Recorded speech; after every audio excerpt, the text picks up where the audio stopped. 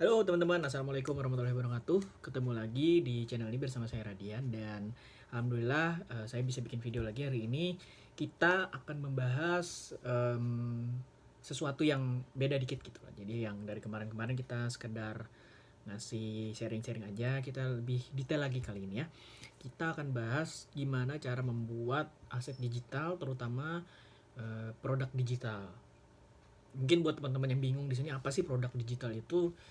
Produk digital sendiri itu adalah sebuah produk gitu ya, sebuah produk yang dimana diciptakan, dibuat versi apa istilahnya, versi elektronik gitu ya, versi digitalnya, tapi tidak ada versi fisiknya gitu loh. Jadi kalau misalnya teman-teman tuh pengen bikin video kayak gini nih, video kayak gini kan bentuknya produk digital nih, nggak ada fisiknya gitu ya, kecuali di masukin ke CD atau DVD baru jadi produk fisik gitu ya. Kalau misalnya sekedar video aja terus diupload ke website atau media sosial lain, itu namanya produk digital. Nah, semacam kayak gitu. Pokoknya intinya produk digital itu produk yang bisa dilihat atau bisa kita pakai tapi nggak bisa kita pegang fisiknya gitu ya. Itulah intinya gitu. Nah, gimana sih caranya untuk bisa punya produk digital sendiri buat teman-teman yang mau belajar bikin produk digital gitu ya.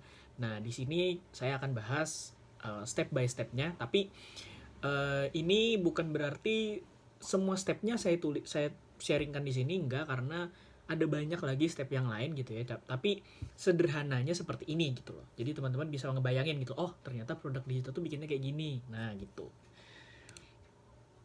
Yang pertama, teman-teman harus tahu dulu adalah jenis produk digital yang akan dibuat. Nah, banyak banget jenis produk digital yang bisa teman-teman buat gitu ya. Salah satunya video yang kayak begini bisa. Kalau misalnya teman-teman ya jago editing, misalnya jago bikin video atau nggak malu tampil di depan kamera seperti ini, bisa pakai format video. Atau mungkin teman-teman jago nulis, misalnya bisa ebook gitu ya. Ada banyak lagi. Jadi contoh-contoh itu contoh aja, dua aja gitu ya. Teman-teman bisa milih sendiri yang mana yang cocok kira-kira, yang teman-teman bisa produksi, bisa bikin sendiri gitu ya, terus bisa didistribusikan dengan mudah ke audiens teman-teman gitu. Terus yang kedua adalah pastikan teman-teman audiensnya memang suka sama format produknya. Jadi misalnya teman-teman nih pengen pengen bikin produk digital nih kira-kira, tapi masih bingung mau bikin yang mana, mau yang A yang B gitu ya. Tanya aja ke followers, ke audience, kalau misalnya aku bikin produk gitu ya, mau bikin sesuatu, kalian minatnya sama yang mana, sama yang A apa yang B gitu. Nah dari situ kita bisa tahu nih, oh ternyata peminatnya banyak yang B misalnya, maka bikinlah konten dengan tipe B gitu. Jadi teman-teman harus tahu juga ya, jangan jangan terlalu idealis tapi harus realistis juga. Kita bisa lihat audiens kita maunya yang kayak gimana, terus kita bisa ambil jalan tengah lah misalnya. Jadi nggak terlalu ini banget, nggak terlalu jomplang antara idealisme kita dengan selera pasar gitu ya. Jadi kita mesti menyesuaikan juga gitu loh. Nggak bisa yang idealis banget, itu nggak bisa. Menyesuaikan selera pasar banget juga nggak bisa gitu loh. Karena kita kita terbatas sumber dayanya gitu ya. Jadi kita nggak bisa memenuhi semua kebutuhan pasar juga, nggak mungkin gitu loh. Terus yang ketiga adalah mulai produksinya. Nah, ketika udah survei, udah tahu mana minat pasar yang paling banyak, jadi teman-teman bisa udah mulai nih riset-riset materi, riset-riset bahan gitu ya. Terus bikin mulai produksinya kayak gitu ya. Jadi misalnya kalau ebook, maka mulailah menulis gitu. Mulai aja dulu, nulis dulu sepanjang apapun, sejelek apapun ditulis dulu gitu loh. Jangan jangan jangan nunggu mikir dapet ide segala macam, mending jalan dulu, nanti idenya ngalir sendiri gitu loh. Jadi tulisannya nggak stuck atau kayak gimana gitu ya. Yang penting udah ada actionnya, udah ada plannya, jadi tinggal diperbaiki gitu loh. Kalau nggak ada action kan nggak ada yang diperbaiki, apa yang diperbaiki coba, actionnya aja nggak ada gitu loh ya. Jadi teman-teman kalau bisa dijalanin dulu, mulai aja dulu, sejelek apapun nggak masalah. Yang namanya baru mulai, ya kan, baru belajar, ya pasti ada jeleknya, ada ada salahnya gitu ya, wajar. Jadi nggak perlu khawatir gitu. Bisa juga teman-teman dari mulai proses produksi tuh udah mulai dikasih teaser-teaser dikit. Ini loh nanti yang bakal muncul di produkku, kasih sedikit teasernya.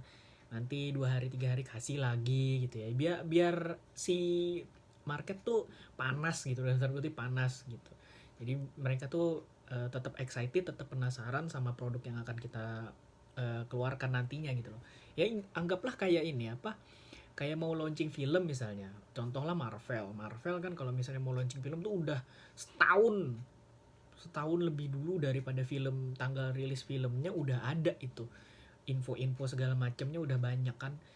Tahu sendiri Marvel kayak gimana ya, kalau misalnya mau bikin film tuh udah ada jadwal rilisnya bahkan sampai 3 tahun ke depan itu udah ada gitu loh. Jadi kita bisa meniru cara Marvel itu ke dalam produk kita. Jadi kasih teaser dulu. Misalnya kalau udah 2 bulan 3 bulan udah mulai turun, kasih lagi teaser kayak begitulah, kayak kayak Marvel lah intinya. Kalau misalnya udah deket-deket, trailer dibanyakin, iklan masuk, kayak gitu itulah pokoknya. Makanya teman-teman harus bisa tetap menjaga hype-nya tetap tinggi agar nanti pas launching meledak itu. Terus yang keberapa nih nggak tahu lah. Selanjutnya adalah minta testimoni. Nah ini penting teman-teman, karena dari testimoni kita bisa meningkatkan trust dari para target market kita gitu loh. Kita bisa minta testimoni dari mastah-mastah misalnya, siapa yang mastah-mastah siapa yang teman-teman kenal, mintain testimoninya tentang produk yang akan kita launching ini gitu loh. Gimana caranya? Bisa jadi dikasih free access dulu, biar mereka review sendiri kayak gimana, atau ya sekedar ini aja apa, tulisan biasa gitu loh. Oh aku udah kenal, ya bebas lah, mastah-mastah udah pada tahu kali ya kalau misalnya dimintain testimoni kayak gimana gitu. Mungkin ada beberapa juga yang nggak mau, ya nggak masalah juga gitu. Yang mau aja, yang mau silahkan, yang nggak mau ya nggak masalah, jangan dipaksa ya teman-teman ya. Ya bisa jadi mastahnya mungkin nggak kenal sama kita atau nggak trust sama kita, terus produknya memang jelek juga menurut dia dan dia nggak mau ngasih testimoni, nggak boleh marah. Karena memang kita masih belajar gitu ya.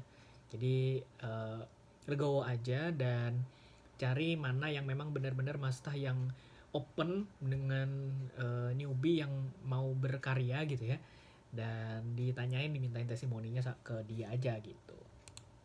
Terus yang selanjutnya adalah bikin website atau landing page. Nah menurut saya ini bisa dua-duanya. Ini sesuaikan strategi dan budget masing-masing. Kalau misalnya pengen lebih trusted, tentu satu produk satu website gitu ya. Misalnya namanya kayak The Mastah, terus ada lagi nanti namanya apa misalnya kayak gitu ya, warung digital misalnya kayak gitu, atau digital profit atau apalah segala macam. Beda produk, beda website bisa. Cuman kalau misalnya kayak gitu kan berarti budgetnya mesti banyak ya. Nah kalau misalnya teman-teman budgetnya masih tipis, bisa aja bikin satu website untuk banyak produk, jadi kayak marketplace gitulah, nggak masalah juga. Banyak kok mastah atau produk-produk digital creator yang lain yang bikin satu website untuk semua produk, ada yang kayak gitu, nggak masalah juga kan. Yang penting tuh buat saya ya, kalau misalnya ada produk baru yang mau launching, itu minimal harus ada websitenya. Kenapa? Karena dari situ akan lebih meningkatkan value dari produknya sendiri dan juga meningkatkan trust kepada calon pelanggan gitu loh. Kalau misalnya cuma sekadar tulisan tuh kayaknya agak kurang gitu ya. Kalau menurut saya agak kurang melihatnya, karena apalagi kalau misalnya produknya mahal, misalnya di atas 500.000 nggak ada websitenya. Wow, kok bisa gitu loh, kok bisa nggak ada websitenya produk di atas 500.000 gitu loh. Itu membuat saya agak curiga gitu loh, kenapa nggak ada websitenya gitu loh. Nah dari situ teman-teman bisa cari patokan masing-masing. Kalau memang mau bikin produk itu wajib ada minimal landing page, lebih bagus lagi website. Sesuaikan budget masing-masing, nggak perlu dipaksa dan nggak perlu ini juga, nggak perlu saklek juga, realistis aja kita ya. Terus selanjutnya siapkan grup waiting list. Nah ini penting karena bukan saja sebagai tempat untuk ngumpulin ikan tanda kutip gitu ya, ngumpulin teman-teman yang memang suka sama produknya dan menanti untuk segera beli gitu ya. Tapi juga di sana kita bisa memberikan fasilitas untuk mereka yang mau tanya-tanya misalnya kayak gitu. Mungkin produknya menurut mereka masih kurang jelas gitu ya. Terus kira-kira mereka mau nambah apa lagi misalnya kayak gitu ya, kasih kritik saran misalnya kayak gitu bisa.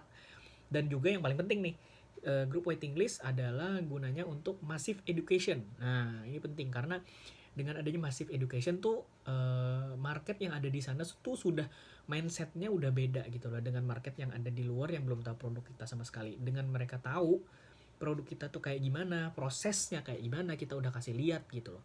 Nah, mereka jadi semakin trust, semakin percaya dan yakin sama value yang ada di produk itu gitu loh. Jadi teman-teman wajib banget punya grup waiting list ini. Saran saya sih di Telegram ya, tapi kalau misalnya mau yang lain juga nggak masalah. Mau di Facebook bisa, WA bisa. Cuma kalau WA kan terbatas 200 orangan gitu ya. Kalau Telegram kan bisa unlimited gitu ya. Bebas aja teman-teman, silahkan mau pilih yang mana. Yang penting saran saya wajib ada grup waiting list. Kalau misalnya teman-teman mau belajar untuk berjualan produk digital kayak gimana dan masih nggak kebayang kira-kira produknya mau yang dijualnya kayak gimana, mau apa gitu ya, teman-teman bisa aja langsung ke website yang ada di bawah ini, klik aja linknya yang namanya Jual Lagi. Nah, itu udah disediain di sana ada 10 produk digital yang bisa teman-teman miliki dengan lisensi yang sudah diatur yang namanya PLR ya. Sedikit aja tentang PLR. PLR itu adalah lisensi sebuah produk di mana kita selaku pemilik produk PLR bisa menjualnya dengan berbagai lisensi, mau dengan lisensi PLR, mau dengan lisensi personal. Nah, ini beda. Kalau PLR itu kan namanya private label rights.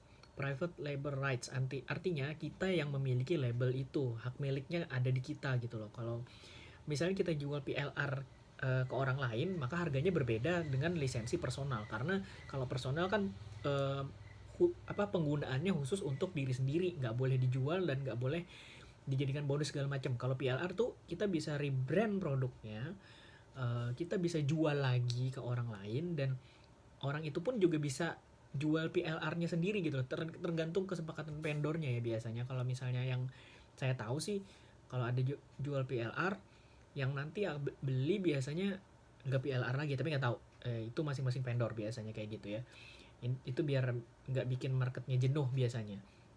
Tapi ya sedikit aja tentang PLR. Jadi PLR itu kayak begitu, bisa dijual lagi, bisa dijadiin bonus, bisa di rebrand, wajib di rebrand karena PLR tuh lisensinya adalah wajib rebrand, harus beda sama produk yang dibeli gitu ya. Namanya misalnya produknya A, dibeli lisensi PLR, maka wajib di rebrand dengan nama B gitu teman-teman ya.